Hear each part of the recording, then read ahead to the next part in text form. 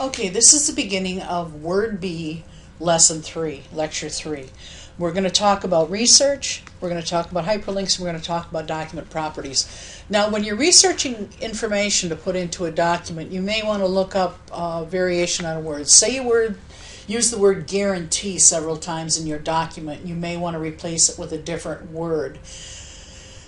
Using the thesaurus allows you to look up synonyms for repetitive words or awkward words, words that just don't fit. Now, if you're going to use the research capabilities, it also allows you to publish a blog directly from Word. If you've got a blog that you use for your business or a blog that's your personal blog, you might want to publish a Word document directly to your blog from Word. You can create the blog post by clicking on File tab, clicking New, and then double-clicking the blog post. You can also share the document as a blog post. Now, here's the thesaurus pane that we were just talking about before. If you're selecting a word, in this case they selected the word noted, and they were looking for synonyms to replace that word. Noted actually has a variety of synonyms on the right-hand pane, as you may see in the textbook. You don't really see it well on the screen, but it's renowned, well-known, famous, distinguished, celebrated, etc., etc., etc. Also down here you have the opportunity of hearing the word noted pronounced, the definition of noted, and this is where you would make the change. If you choose a word here and hit enter, it'll actually replace the word over in your text.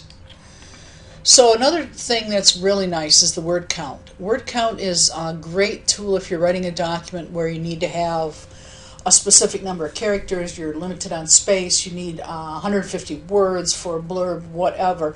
Word count is awesome. It's a tool that's actually available. Let's pull up my window again here. And word count is down here. If you click on this bottom down here on the bottom bar, the black bar at the bottom, it brings up the word count statistics. It tells you I have one page in this document, one word, which is, since I have habit highlighted, that's why it's choosing that. Let's take off the highlight on habit and let's go back down here to this and click on it. It tells you I have one page, I have 526 words, 2,426 characters without counting the spaces. With the spaces, 2,949 characters, how many paragraphs and how many lines I have. You can also have it choose to either include or not include the text boxes, footnotes, and endnotes. Word count's definitely a great tool. I use it all the time. Okay, now hyperlinks. You may want to link a website. You may want to put a hyperlink directly in a document if you send the document to somebody digitally and want them to read it online, and then they can actually, on the digital version, hit control and click on the hyperlink and actually navigate to someplace on the internet. It moves the viewer, as it says, to a different location or program. You click the hyperlink button under the links group at the top, and then you insert a hyperlink.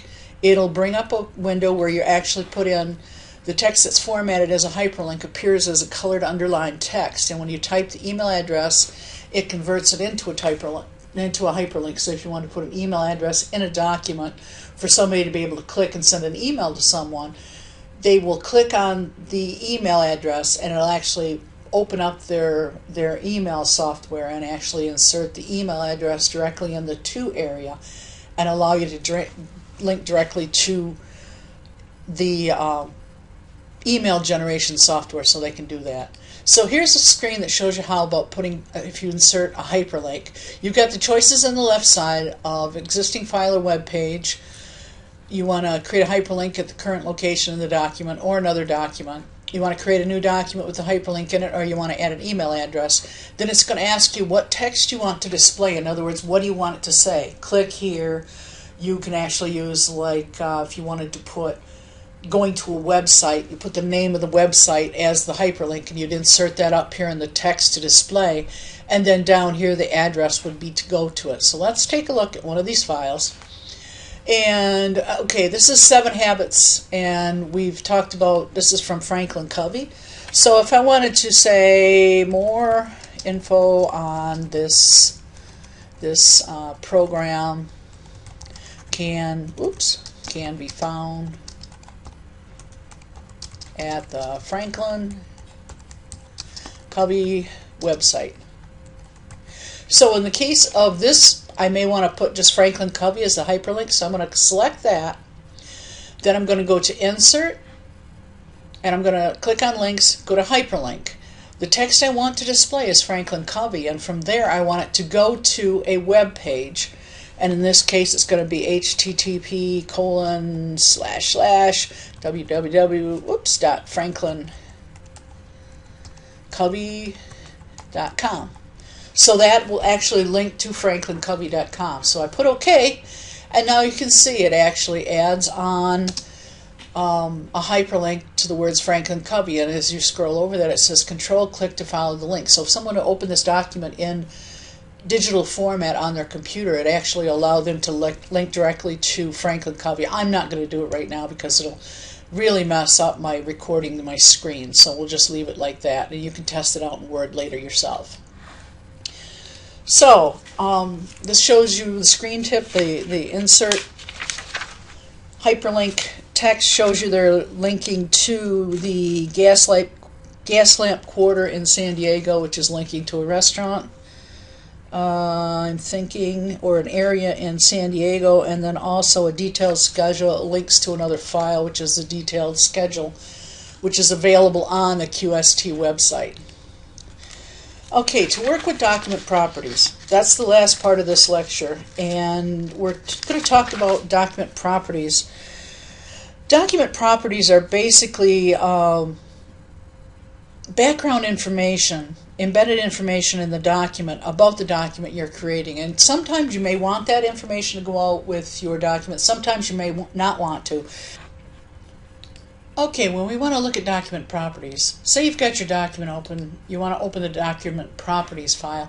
You use the File button, then you click over here on the right-hand side of that screen where it says Properties, and tell it to show the document panel, which will show the document properties right at the top of the page. It'll show you who the author was. It'll show any hidden document characteristics or content. It'll tell you where the location of the document is, and then if you want to look at advanced properties, you can click on that, and it'll show you all the details for this file. That'll show you what the content is here. The revision number 3, total editing time took me 64 minutes. Total number of characters, etc., etc. So you can look at the document properties fairly easy. Remember, by going to File, Document Properties, and Show Document Properties panel. Then if you're done with this, you can actually click over here on the blue arrow and close that.